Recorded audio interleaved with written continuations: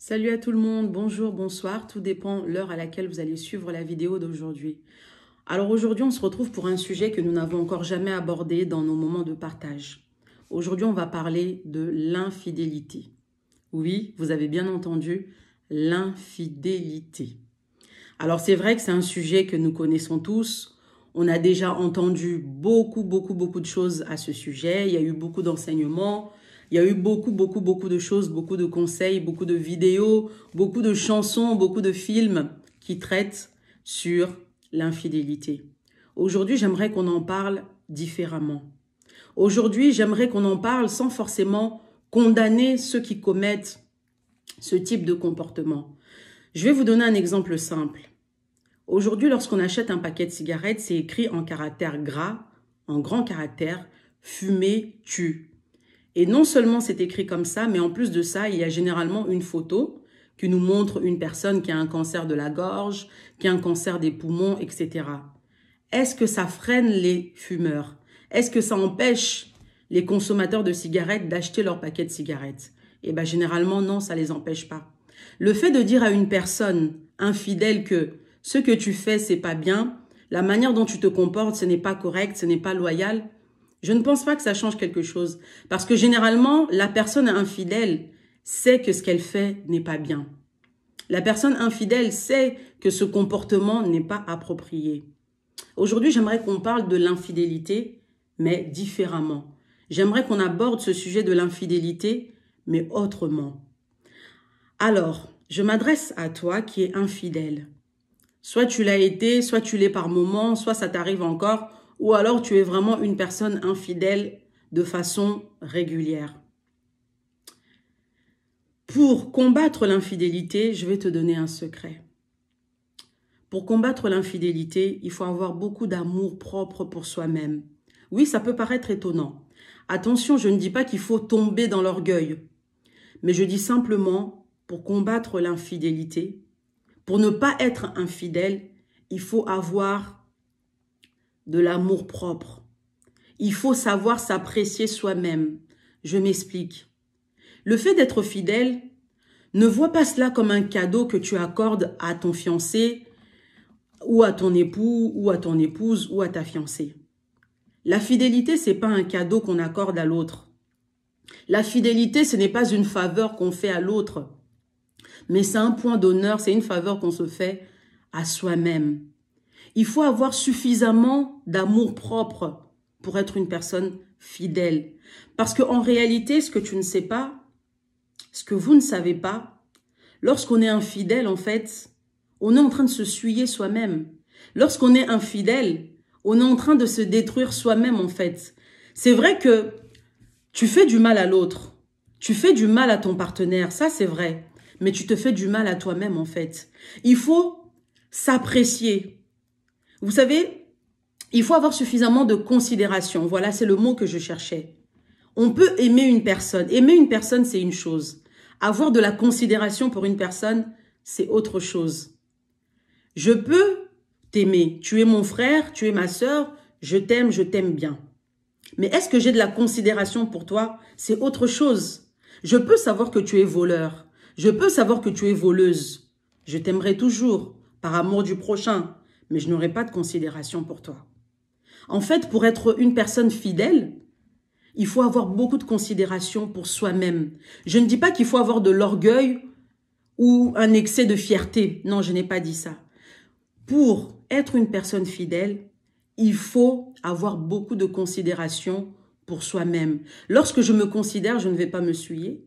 Lorsque je me considère, je vois qu'il n'y a pas d'intérêt à avoir plusieurs partenaires. La fidélité, ce n'est pas un cadeau. La fidélité, ce n'est pas un cadeau que tu fais à l'autre, mais c'est un point d'honneur que tu t'accordes à toi-même.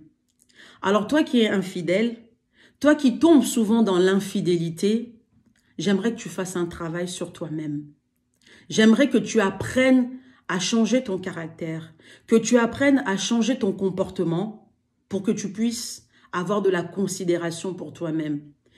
Vous savez, lorsqu'on fait quelque chose de mal, peu importe ce que c'est, lorsqu'on commet un acte qui est mauvais, au fond de soi, on sait que c'est pas bien.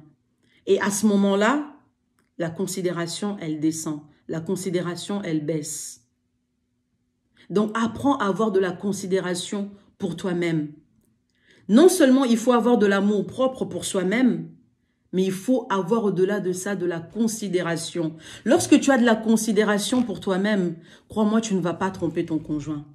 Lorsque tu as de la considération pour toi-même, tu ne vas pas tomber dans l'infidélité. Parce qu'en réalité, lorsque tu tombes dans l'infidélité, c'est que quelque part, tu ne t'es pas trouvé. Quelque part, tu es encore en train de te chercher. Quelque part, tu es encore en train de jouer, tu es encore instable.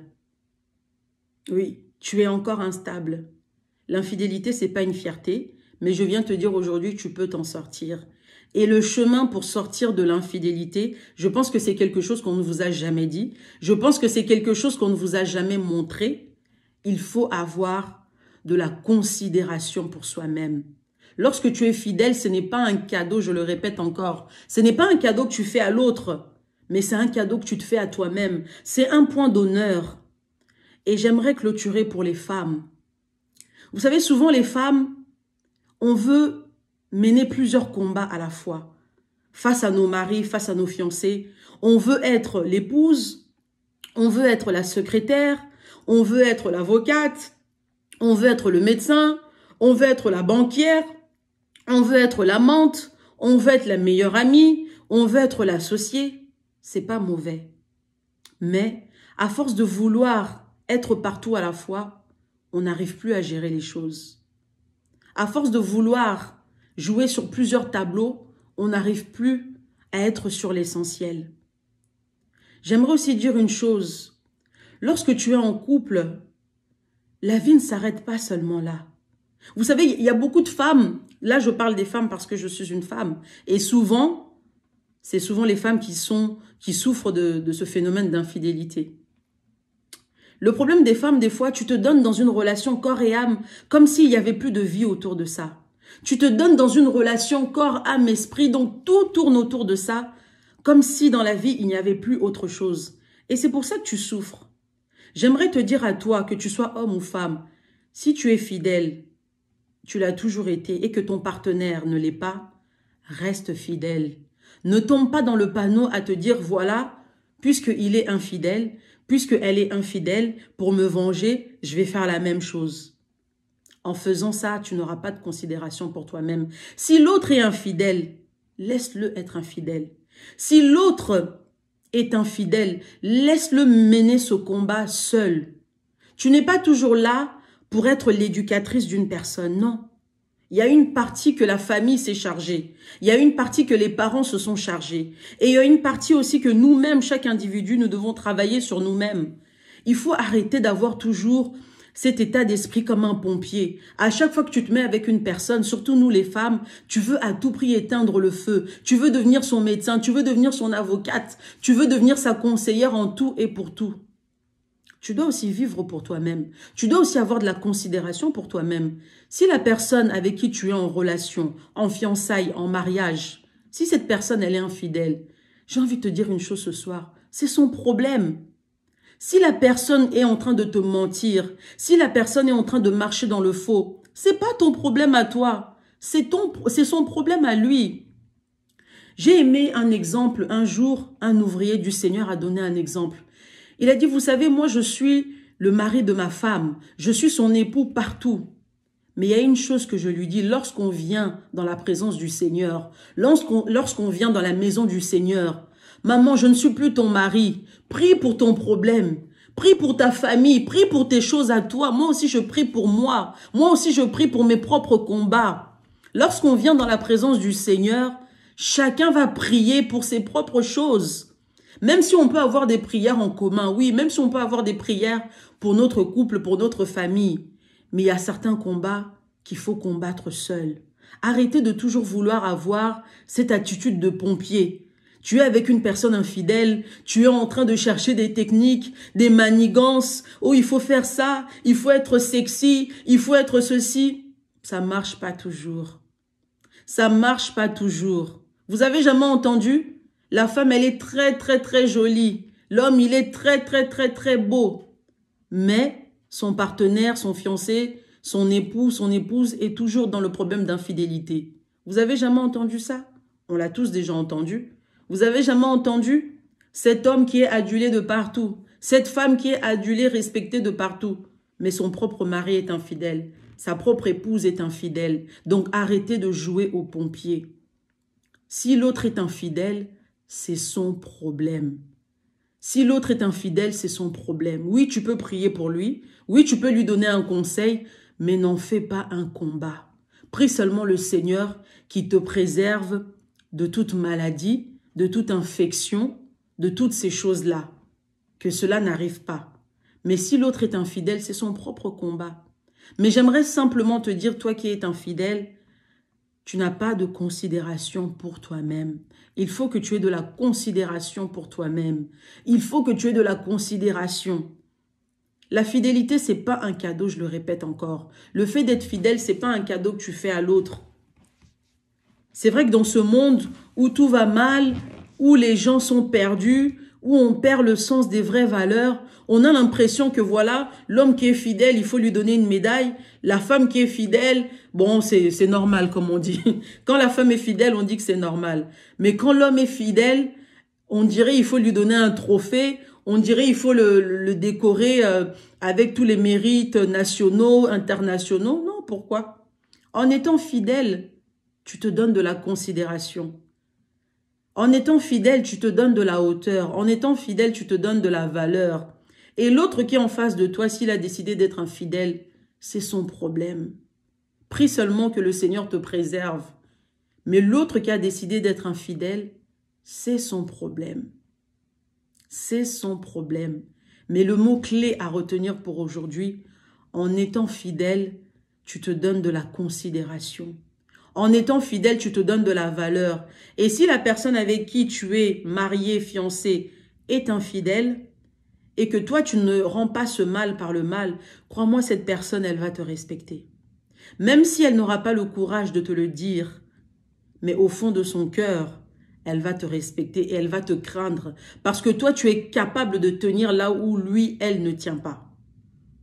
Et c'est vrai aussi pour clôturer, on parle beaucoup de l'infidélité des hommes parce que c'est le plus répandu. Et je pense que messieurs, vous êtes d'accord avec moi. Mais c'est vrai qu'il y a aussi une infidélité féminine qui est très dangereuse, qui est comme une arme silencieuse. Elle ne fait pas de bruit, mais elle commet aussi des dégâts, elle commet aussi des meurtres. Et l'infidélité, c'est quelque chose qui n'est pas bien. Je viens simplement te dire, oui, on t'a déjà dit, toi qui es infidèle, toi qui triches, on t'a déjà dit que c'est pas bien, tu le sais. Mais j'aimerais te dire une chose qu'on ne t'a jamais dit peut-être. Et j'espère que ça va t'aider à changer. En étant infidèle, tu manques de considération pour toi-même. Parce qu'une personne qui se respecte suffisamment, elle respecte son corps. Une personne qui se respecte suffisamment, elle ne balade pas son corps par-ci, par-là. Pas seulement par peur des maladies. Parce que c'est vrai qu'il y a beaucoup de gens qui sont fidèles parce qu'ils ont peur des maladies. Ils ont peur des infections. Mais il y a aussi des problèmes spirituels qui ne sont pas visibles à l'œil nu, que tu peux attraper et avoir beaucoup plus d'incidences néfastes que l'infection ou la maladie au sens propre. Mais j'aimerais simplement te dire, en étant fidèle, en étant loyal, tu te donnes de la considération à toi-même. Et en étant fidèle, c'est toi le vrai champion, c'est toi la vraie championne. Soyez bénis, à très bientôt. Bye bye. Salut!